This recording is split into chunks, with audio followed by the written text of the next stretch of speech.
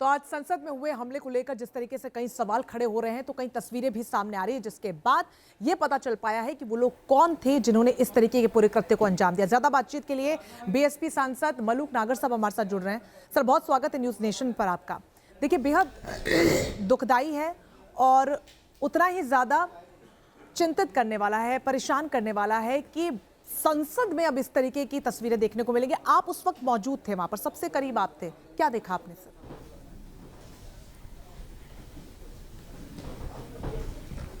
देखिए, ये जो 0 आवर है वो पूरा होने वाला था, उसमें 6 मिनट बची हुई थी जी। और 12:54 12:55 हो रहे थे, 6 या 5 मिनट बची थी। तो हम कुछ एमपीओ ने नाम लिखवा रखे थे अलग से, ताकि बोलने का मौका मिल जाए और अपने क्षेत्र के मुद्दे उठा सकें। पीछे से धड़ाम जैसी आवाज आई, हमें लगा कुछ गिरा, तो जैसे ही मुड़ के देखा तो कुछ दिखाई नहीं दिया, लेकिन एक दूसरा ऊपर से कूदा और वो पहले वाला जो उठ के वो भागा और वो जिधर से निकलने की जगह होती है वहां नहीं गया, वो सीधा उठा करके उस जहां जंप तीसरे बार जंप मारा तो हम लोग उधर से भागे। आगे से हनुमान बेनीवाल आया, उधर से साइड से मैं आया, पकड़ा, फिर 5-6 एमपी और हो गए और फिर 20-25 बाद में हुए। और उसको दिमाग में हमारे ये थी कि अगर इस पे वेपन हुआ और ये सब जो लोग सारे एमपी बाहर को भाग रहे हैं और इसने अगर वेपन निकाल के गोली चला दी तो जब भी मार देगा तो मरना तो है ही। इससे अच्छा ये कि पहले इसे पकड़े, दबोचे, इसे मौका ही ना दें गोली चलाने का। तो इस तरीके से घटना हुई। जैसे ही उसके नजदीक पहुंचने को थे तो उसने जूता निकाला और जूते में से कोई जो ये सो कॉल्ड गैस बम का हो या कलर बम का हो वो निकाला और वो छोड़ा। उससे पूरा धुआं हो गया, पीला और कुछ नीला नीला। तो उस समय पहली बार तो डर था कि कहीं वेपन से गोली ना मार दे, मर ना जाए। दूसरी बार डर लगा कोई केमिकल वेपन तो नहीं छोड़ दिया इसने बम के द्वारा जिससे आंखें चली जाएं या दम घुट के मौत ना हो जाए। तो बहुत ही खतरनाक मंजर था और बहुत ही घटना एकदम हिलाने वाली थी। पर हमने तो बिल्कुल जो पृष्ठभूमि रही है हनुमान बेनीवाल की और हमारी, पीछे से किसान के घर से जाट गुजरो घर से, वही करा। अब जो सोचा, जो एकदम झटके में एकदम दिमाग में आ गया ये हमें मारना है, हम इसे मारते हैं, उसकी बढ़िया पिटाई ढलाई हुई। फिर सिक्योरिटी वाले आ गए और वो दोनों को, एक को उठा के वहीं खींच के पार्लियामेंट के गेट पर डाल दिया, एक को जहां 55-60 हम एमपी बैठते हैं वहां डाल दिया और उनको पिटते हुए छोड़ के बिल्कुल अधमरे कर दिए। वो जांच वाले, एजेंसी वाले उनको ले गए। हम तो बाहर आके फिर टेलीविजन पे जब सब तक लगातार बदल टेलीविजनों पर ही चल रहे हैं अभी तक बिल्कुल उसी तरह ही।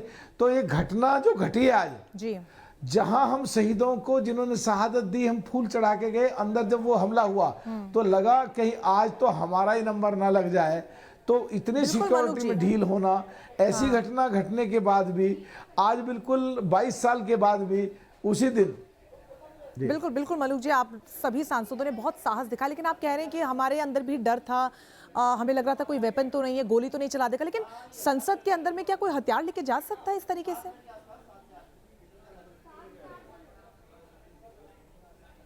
देखिए अगर संसद के अंदर हथियार लेके नहीं जा सकता, thank you very much, you put very good issue, you raise the very good issue.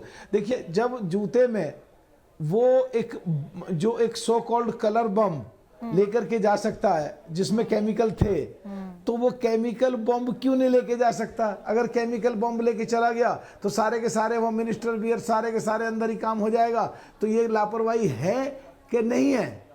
और मान लो सपोज करो किसी एमपी से पास बनवा के 6-7 एमपी पकड़ लो, 2-2 लोगों के पास बनवा के 15-16 लोग चले गए, 15-16 इकट्ठे कूद जाए। हाँ।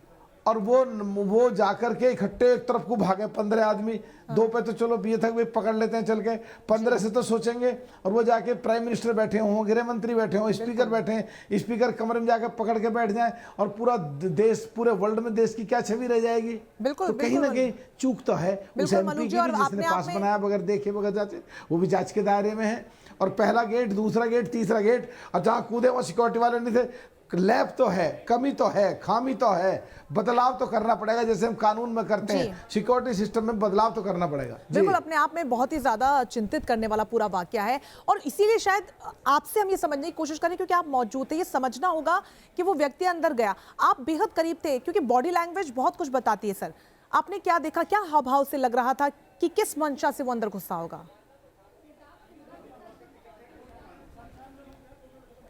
देखिए हाव भाव से तो ये लग रहा था कि 25 साल के आसपास की उम्र थी दोनों की। किसी ने दिमाग उनका पूरा मांझ करके भेजा है।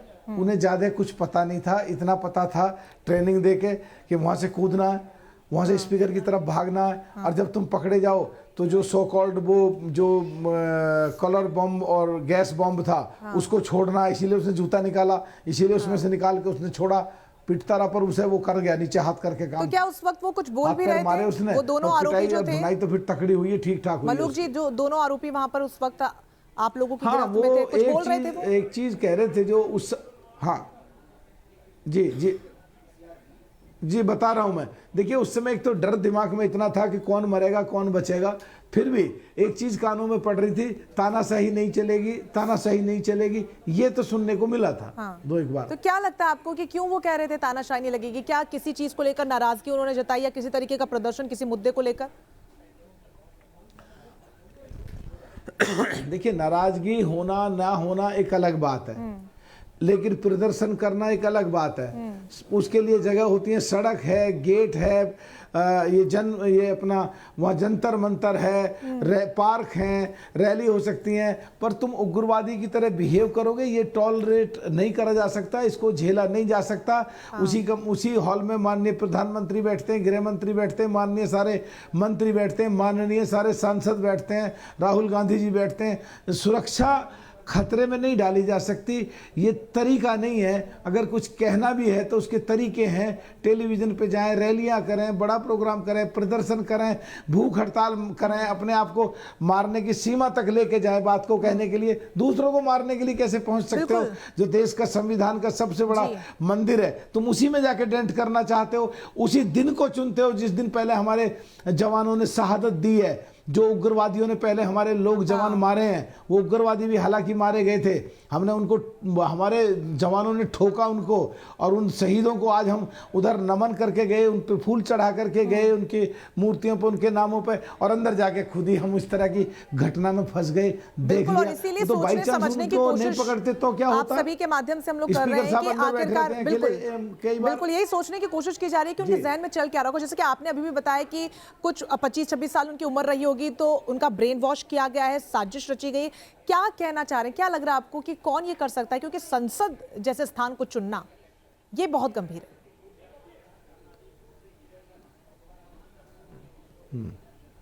देखिए ये तो देश की जो एजेंसियां हैं, देश की जो सरकार है, उनका काम है करें, और उनका काम है जांच करें, उनका काम है खामियां निकालें, उनका काम है कहाँ गलती हुई, उनका काम है कौन शामिल है, उनका काम है किसने ये घटना कराई, उनका काम है किसने दिमाग बांधा, उनका काम है कौन इनके पीछे हैं, देश की छवि खराब होती है, और उनका काम है आने वाले समय में ये घटना ना घटे। हमारा तो उस समय काम था कि हमारे सामने अटरंडम एक चीज पड़ी, हमने अपनी जान दाव पे लगा के आगे उसको पकड़ा और उसकी मार पिटाई ठुकाई सब करी। बिल्कुल, जांच एजेंसियां तमाम काम अपना कर रही है और बहुत ज्यादा जरूरी है कि इसके पीछे जो तथ्य है वो निकलकर सामने। एक आखिरी सवाल आपसे लेना चाहूंगी, क्योंकि आप बार बार कह रहे हैं कि उनके पास कुछ भी हो सकता था, जान का खतरा था, लेकिन जो जानकारियां भी सामने आ रही है, क्योंकि जिस तरीके से क्रैकम बम का इस्तेमाल किया गया, वो कलर छोड़ा गया, कम से कम मंशा ये थी कि एक मैसेजिंग शायद देनी है, किसी को नुकसान नहीं पहुंचाना है। क्या आपको ये महसूस हुआ? देखिए क्वेश्चन ये नहीं है, क्वेश्चन है कि अगर वो कलर में केमिकल है और अगर उनका उग्रवादियों से कहीं कनेक्शन निकल आता और उस कलर में केमिकल वेपन होता, केमिकल बॉम्ब होता, तो क्या एक भी एमपी बच सकता था? क्या किसी की भी आंखें बच सकती थी? क्या किसी की भी दम घुटने से, फेफड़े फेल होने से मृत्यु हो सकती थी? तो ये जो चीजें हैं, अगर किसी ने डेमो कर दिया और असलियत में ही होता ये तो जी बिल्कुल, अपने आप में कई बड़े सवाल खड़े करती है पूरी घटना है, और बहुत ज्यादा जरूरी है कि इसकी पीछे की जो सच्चाई है किसी भी कीमत जी बिल्कुल नहीं होनी चाहिए, और इसे देश बर्दाश्त भी नहीं करेगा, और इसीलिए जांच एजेंसियां जो हैं उसको लेकर काम भी कर रही हैं। बहुत शुक्रिया आपका हमारे साथ जुड़ने के लिए।